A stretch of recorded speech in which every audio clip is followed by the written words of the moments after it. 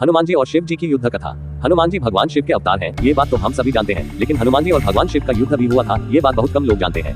इससे संबंधित कथा का वर्णन पद्म पुराण के पाताल खंड में मिलता है।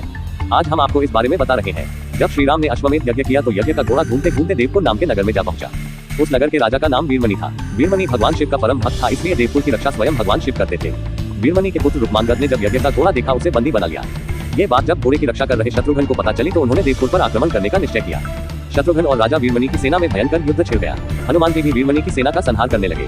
श्री राम के भाई भरत के पुत्र पुष्कल ने जब राजा वीरमणि को घायल कर दिया तो उनकी सेना अपनी जान बचाकर भागने लगी। जब भगवान ने अपने भक्त का ये हाल देखा तो वे भी उनके पक्ष में युद्ध करने लगे।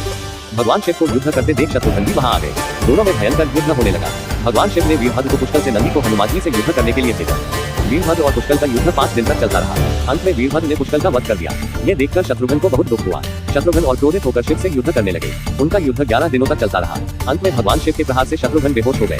ये देख हनुमान जी स्वयं शिव से युद्ध करने लगे। हनुमान जी ने शिव जी से पूछा कि आप तो राम भक्त हैं, तो फिर हमसे युद्ध क्यों कर रहे हैं? शिव जी ने कहा कि मैंने राजा वीरमणि को उसके राज्य की रक्षा करने का वचन दिया है, इसलिए मैं युद्ध करने के लिए बाध्य हूँ। इसके बाद हनुमान जी और शिव जी के बीच भयंकर युद्ध होने लगा। हनुमान जी के पराक्रम से प्रसन्न होकर शिव जी ने उनसे वरदान मांगने को कहा।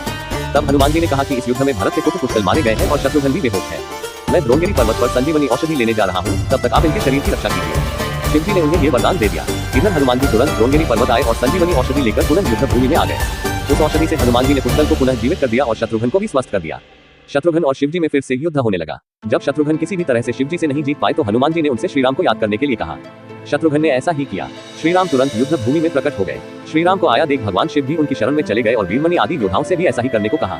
वीरमणि ने यज्ञ को घोड़ा भी श्री राम को लौटा दिया और अपना राज्य भी उन्हीं को सौंप दिया। इस तरह वही युद्ध समाप्त हुआ।